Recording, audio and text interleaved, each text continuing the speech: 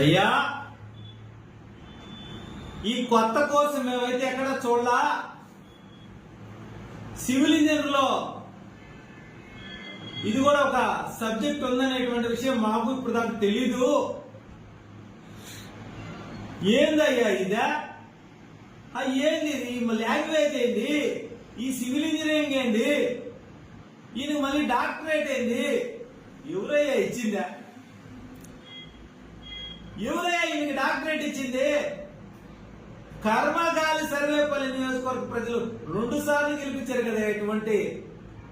ఇటువంటి మాటలు మాట్లాడే వ్యక్తిని రాజకీయ జీవితంలో ఎవరన్నా ఎంత దరిద్రంగా మాట్లాడతారంటయ్యా? ఏందయ్యా ఇదే? మేమేడా చూడలా, మేమేడా వినలా, మాకు తెలిసి మేము వినలా.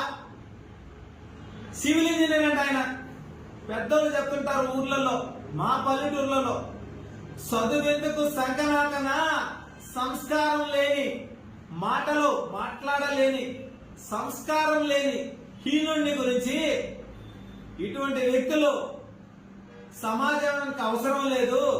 10 బర్రెలు మేపుకుంటే పాలిస్తాయి, పెరిగిస్తాయి, మజ్జిగిస్తాయి, ఓటిలతో బతకొచ్చు. ఇలాంటి దిగజారుడు మాటలు మాట్లాడుతున్నాడయ్యా ఈ కాకాని గోవర్ధన్ రెడ్డి. అయ్యా గోవర్ధన్ రెడ్డి, ప్రజలు మొన్న 2024 ఎన్నికల్లో మిమ్మల్ని 11 నువ్వు చెప్పినట్టు చేశారు. మీరు 11 మంది నువ్వు చెప్పింది అయ్యారు, అవునా కాదా? అయినా సరే మీ నోటికి అదుపు లేకుండా బరి తెగించి మాట్లాడుతున్నారే. సభ్య సమాజానికి ఏం మెసేజ్ చేయాలనుకో ఉన్నారు? భావితరాలకి ఏమని మీరు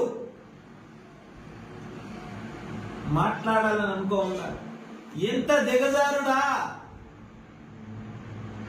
ఏదైనా వాస్తవం ఉంటే, అవినీతి జరుగుంటే కోర్టులున్నాయి, చట్టాలున్నాయి, పోలీసు వ్యవస్థ ఉంది. అంతేకాని భారత రాజ్యాంగంలో వాక్ స్వాతంత్రం ఉందని చెప్పి నీ ఇష్టానుసారంగా 3 సార్లు శాసనసభ్యుడిగా, ఒక ఎమ్మెల్సీగా, 3 సార్లు మంత్రిగా చేసినటువంటి ఒక